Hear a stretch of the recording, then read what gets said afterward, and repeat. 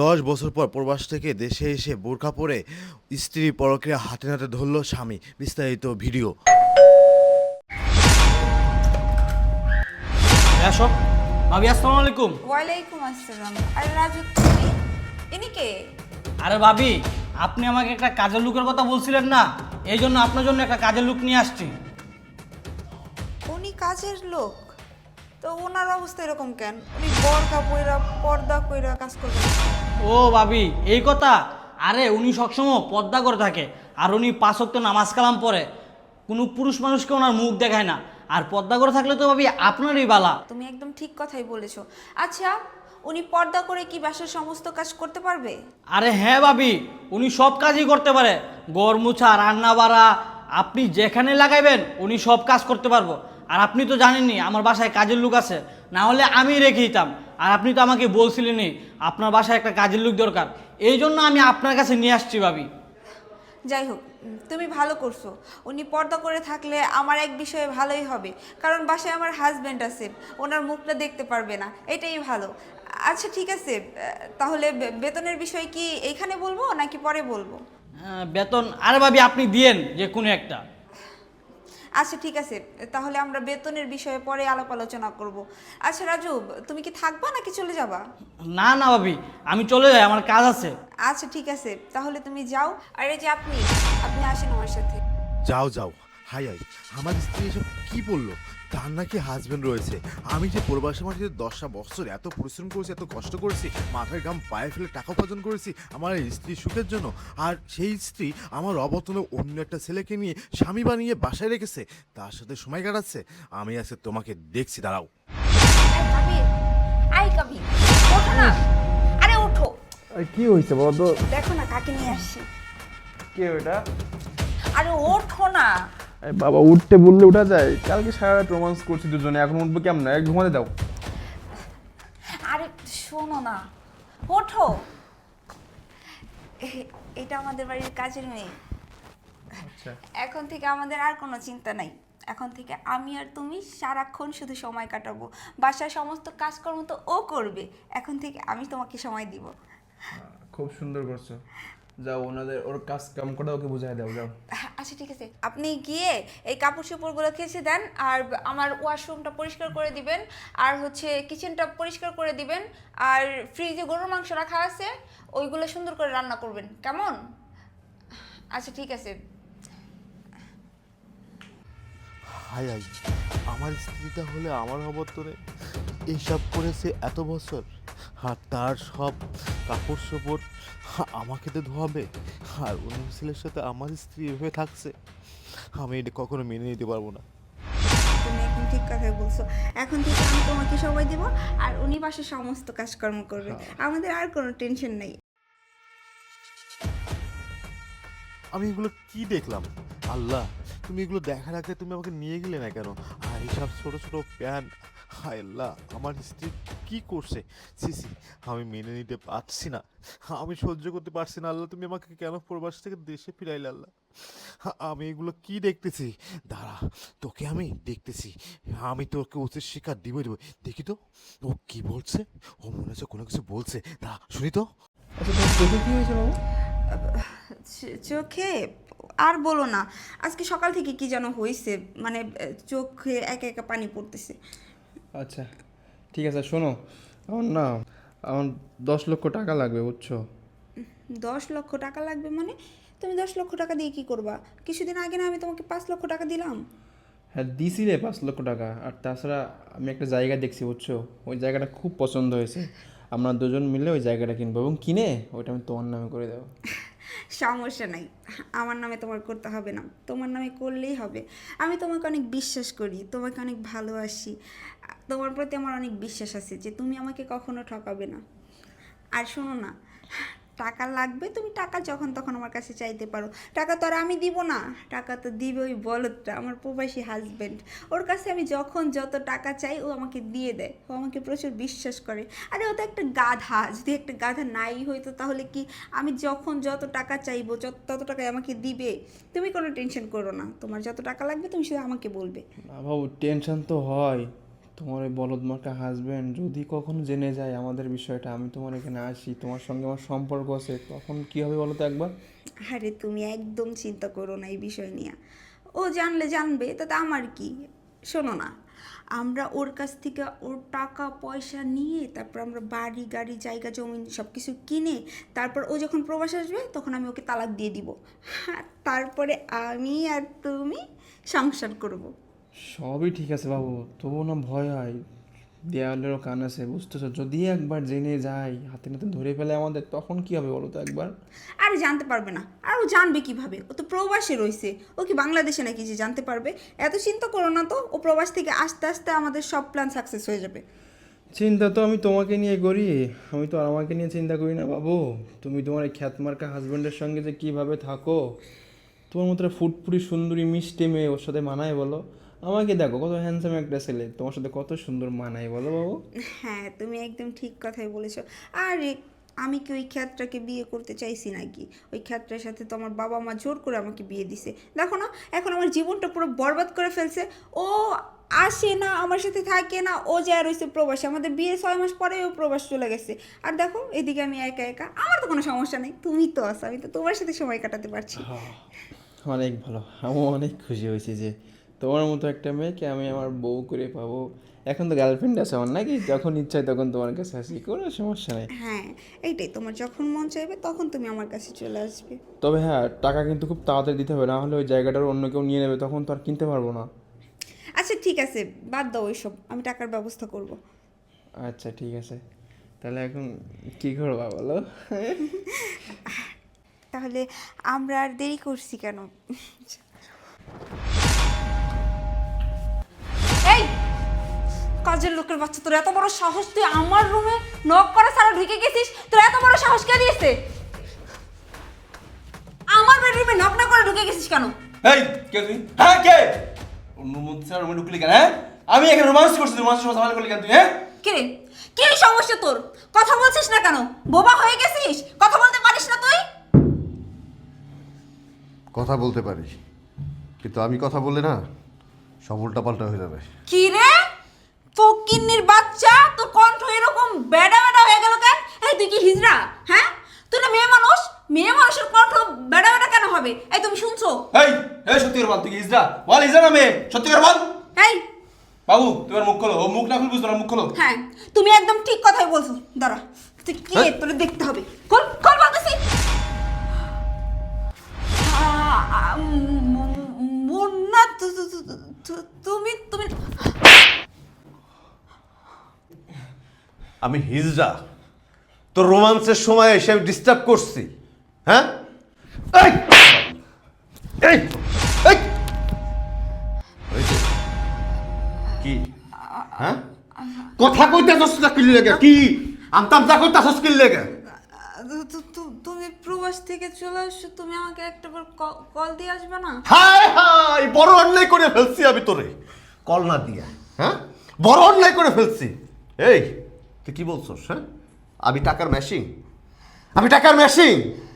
তোর নাগর রে 5 লাখ 10 লাখ টাকা দিবি, আর আমি প্রবাসের জমিতে মাথার ঘাম পাই ফেলে দিনের পর দিন রাতের পর রাত কষ্ট করে টাকা ইনকাম করব, সেই টাকা তোর নাগর রে দিবি? হ্যাঁ, কি মনে করছস?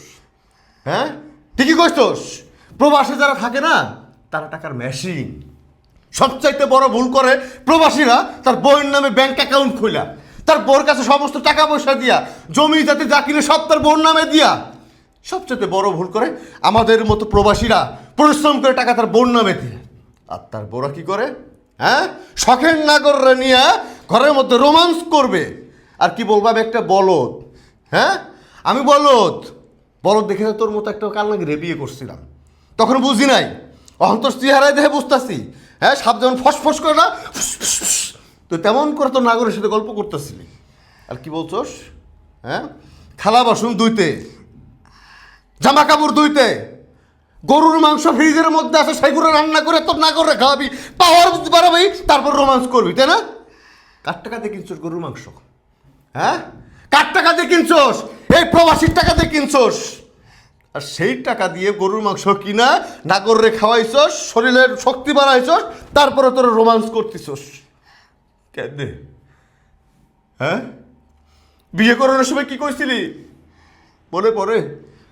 বিয়ে করানোর সময় কইছিলি যে আমার জীবনে তুমি প্রথম পুরুষ, তুমি শেষ পুরুষ, তোমারে ছাড়া আমার এই জীবনে আর কোনো পুরুষ কোনোদিন আইব না। হ্যাঁ মনে পড়ে? বিদেশে যাওয়ানোর সময় এয়ারপোর্টে দাঁড়ায় জড়াইয়া ধরে বলছিলি, মুন্না আমি তোমার ছাড়া থাকতে পারবো না। 6টা মাস হয়েছে বিয়ে করছো, 6 মাস পরে তুমি প্রবাসে চলে যাইতেছো, আমি কেমন করে থাকবো তোমার ছাড়া, কইতে পারো?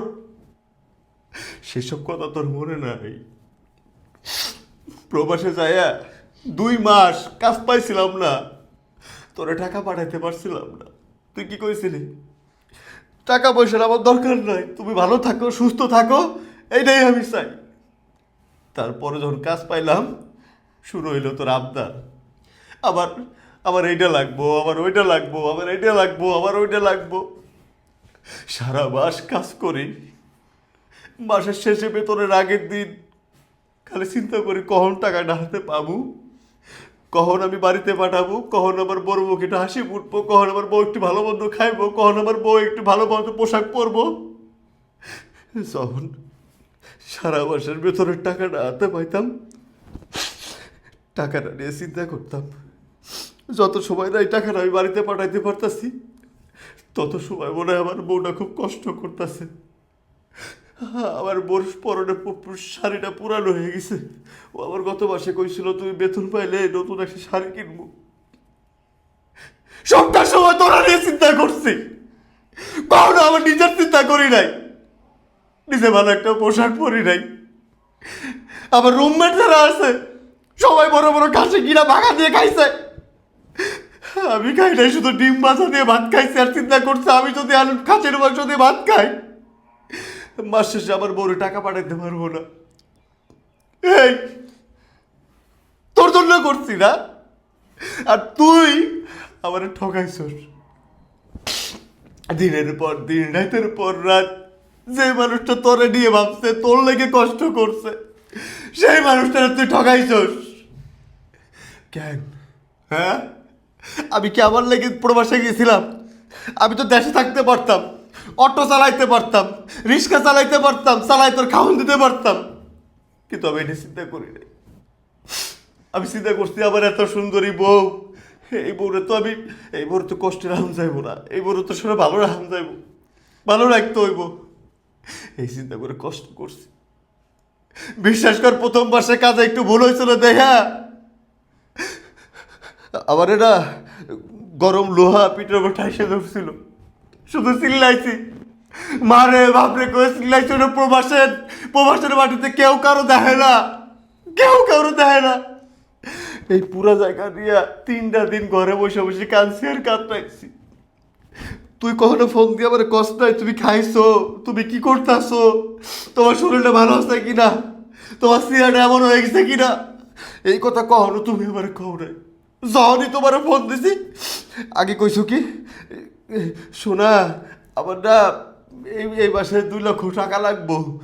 আমি জিজ্ঞেস করছি কি করবো টাকা দিয়া, কইছো যে আমার একটা চেন বানাইতে হইব, তারপরে আমি একটা জায়গা দেখি জায়গা কিনতে হইব।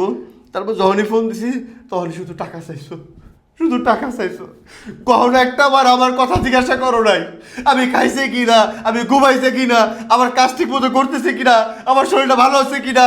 তুমি কেন পৃথিবীর কোনো মানুষই প্রবাসী যারা থাকে তাদের চিন্তা করে না, শুধু নিজের চিন্তা করে। যদি বোন থাকে আগে কয় ভাইয়া আমার একটা সেন্ট পাঠাবি, যদি ভাই থাকে কয় আগে আমার একটা আইফোন পাঠাবি, যদি বাপ থাকে কয় আমার একটা জুব্বা পাঠাবি, তবে যদি মা থাকে মা কিছু চায় না, মা শুধু চায় আমার সন্তানটা ভালো থাকুক, আমার সন্তানটা সুস্থ থাকুক, ভালোভাবে দেশে ফিরে আসুক, আমার বুকের ধন বুকে ফিরে আসুক। আর যদি বউ থাকে তোর মতো কান্না গিলি তখন শুধু এই চিন্তা করে টাকা পাঠাও টাকা পাঠাও, আর আমরা তো প্রবাসী টাকার বেশি। তোর তোর তোর ওই নাগরে কইছস আমি একটা বলদ, টাকার মেশিং চাইলেই পাঠাবো, সত্য কথাই কইছস। তোরা কেউ না প্রবাসে যারা থাকে তারা ভালোবাসস না। একটা কথা মনে পড়ে, হ্যাঁ যখন বিয়ে করলাম তখন তোর কিছু ছিল না, আবার শুধু বাবা মা নাই দেখে তোর বাবা মার মুখের দিক তাকাইয়া তোরা বিয়ে করছি। আমগো রাজু আমার অনেকবার কইছে, অনেকবার বুঝাইছে যে ভাই এই মাইয়ার খবর নিয়ে দেখছি, এই মাইয়া তেমন একটা সুবিধার না। আমি ওর কথা শুনি নাই।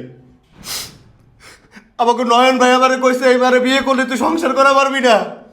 আমি এই কথা শুনি নাই, খালি তোর মুখের দিক তাকাইয়া, তোর বাবা মার মুখের দিক তাকাইয়া তোরে বিয়ে করছি। আর তোর বাবা মারে কথা দিয়েছিলাম আমি যতদিন বাইচা থাকবো আপনার মায়েরে কোনোদিন কষ্ট পাইতে দিব না, আপনার মায়েরে কোনোদিন কষ্ট পাইতে দিব না। যখন যেটা চাইবো আমার শরীরে রক্ত থাকা পর্যন্ত আমি তখন তার সেটাই দিব। তোর বাবা মা তো অনেক ভালো মানুষ, তোর বাপে তো 5 ওয়াক্ত নামাজ পড়ে, তোর মা তো 5 ওয়াক্ত নামাজ পড়ে, পর্দা করে। ভাবছিলাম ভাইয়া যাই করুক না কেন, হয়তো বিয়ে হওয়ার পর বাপ্পার মুখের দিক তাকাইয়া সব কিছু ভুলে যাইব। আমি এত কিছু জানলাম, এই দেশে আসলাম, তোরে ফোন দিলাম না কি লেগে জানোস? তুই যে তোর নাগরে নিয়ে দিনের পর দিন আমার বাড়িতে আমার বিছানায় একই সঙ্গে থাকতাছোস, খাইতাছোস, স্বামী বানায়। এলাকার মানুষ কি জানে না? তাকে কি চোখ নাই? তারা কি অন্ধ নাকি? তারা আমার সঙ্গে যোগাযোগ করতে পারবে না? রাজু আবার ফোন করে সব কইছে গত সপ্তাহে। তুই যে টাকা চাইছিলি আমি কি লেগে টাকা দেই নাই জানোস? এই কারণে টাকা দেয়নি। তুই যে তোর নাগরে 5 লক্ষ টাকা দিছোস সেইটাও মনে করে রাজু আমারে কইছে। ব্যাংকে তো যখন উঠাই লই আইছোস রাজু তোর পিছে পিছে আসিল, তুই দেখাস নাই, রাজু দেখছে, দেখে আমারে কইছে যে ভাই আপনি দেশে আয়া পড়েন, আপনার টাকা পয়সা কিছুই নাই, সব কিছু আপনার বউ তার নাগরে দিয়ে শেষ করে দিতেছে। আমি রাজুর অনেক বকাবাজি করছি যে আমার বউ আমার হইতেই পারে না, আমার বউ আমার ঠগাইতেই পারে না। কয় আপনি শুধু দেশে আসেন, আইসে নিজের চোখে দেখবেন। পরে তোরে না জানাইয়া আমি ছুটি নিয়ে 2 মাসের লেগে দেশে আইছি। তুই এবার সিনে হারাইবি দেখে আমি বোরকা পরে আইছি। রাজু আমার বুদ্ধি দিছে, আপনি নিজের চোখে যদি ধরতে চান, নিজে হাতে ধরতে চাইলে আপনারে বোরকা পিনতে কাজের মানুষ হিসাবে তারপর ওই বাড়িতে যাইতে হইব। কারণ ভাবি যান আমারে কইছে আবার বাড়িতে একটা কাজের লোক লাগবো। এই সুযোগটাই কাজে লাগাইছি। তারপরে যখন বাসায় আইছি তখন যখন দেখলাম যে আমার খাটের পর, আমার বিছানার পর আর একটা পোলা শুয়ে আছে। তুই কত সুন্দর করে কইতেছস যে তোমার আমার আজকের পর কোনো সমস্যা হইব না, কাজের লোক রাখছি, রান্না বান্না যাচ্ছে সব সে করবো, তুই আর আমি শুধু রোমান্স করবো। এই বুকটা ফাইটে যাইতেছিল। যেখানে আমি থাকবো সেখানে আর একটা পুরুষ মানুষ কেমন সহ্য করব? আমি কেন পৃথিবীর কোনো পুরুষ মানুষ নাই রে সহ্য করব? আর তোর জায়গায় যদি আমি থাকতাম, হ্যাঁ তোর জায়গায় যদি আমি থাকতাম আর তুই যদি এই কাজটা করতিস আমি কি করতাম? হ্যাঁ আমি কি করতাম? সেই কাজটাই আমি করতেছি। কিন্তু আমরা পুরুষ মানুষ না, বেহাইয়া, নির্লজ্জ। যদি বেহাইয়া না হইতাম, নিজের শরীরে ঘাম ফালায় রক্ত পানি করে টাকা ইনকাম করে সেটা বোন নামে কখনো দিতাম না। আর আর প্রবাসীরা সবচেয়ে বড় ভুল করে এইটাই, নিজে কষ্ট করে টাকা পয়সা ইনকাম করে সেই টাকা বোন নামে ব্যাংক অ্যাকাউন্ট করে। আরে সুন্দরী বউ ব্যাংক অ্যাকাউন্ট করলে তো সুন্দরী বউ সাহিত্যা কাইটা সুন্দর করে থাকবো, আমার তো বোনটা বইরা যাবো। কিন্তু একবারে প্রবাসীরা চিন্তা করে না যেই টাকা পয়সা পাঠাবো সেই টাকা পয়সাতে সুন্দর করে সাহিত্যে গুজা আর একটা পুরুষ মানুষের দেখাইবো, আর একটা পুরুষ মানুষের সাথে থাকবো, তার সঙ্গে সময় কাটাইব। যা, একটা কথা আছে না, দুষ্টু গোয়ালের থেকে শূন্য গোয়াল অনেক ভালা। যে প্রবাসের মাটিতে একা ছিলাম, এখন বাংলাদেশের মাটিতেও একা থাকবো।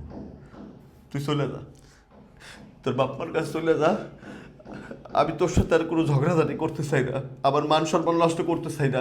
এখন যদি তোরে আমি মারি, ধরি, কাটি, তোরে যদি গ্রামের মানুষের কাছে তোর চুল কাইটা গোল লাগাইয়া কালি কালি দিয়ে মানুষের কাছে ঘুরাই, জুতার মালা গলায় দিয়া যায় আমার বউ হিসাব কইরা বেড়াইছে, তাহলে মানুষে আমার উপরে না থু দিব।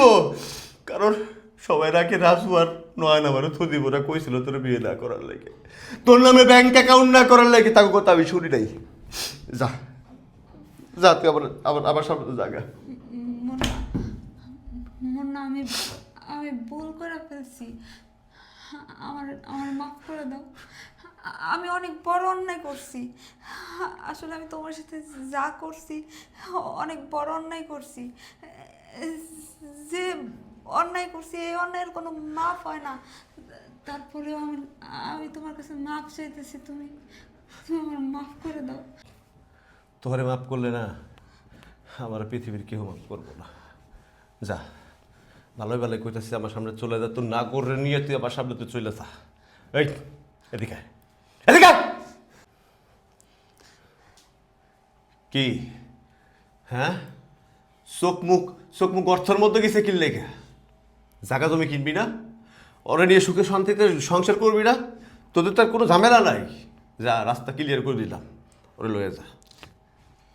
যা, যাস না কা, যা, বেরো, যা।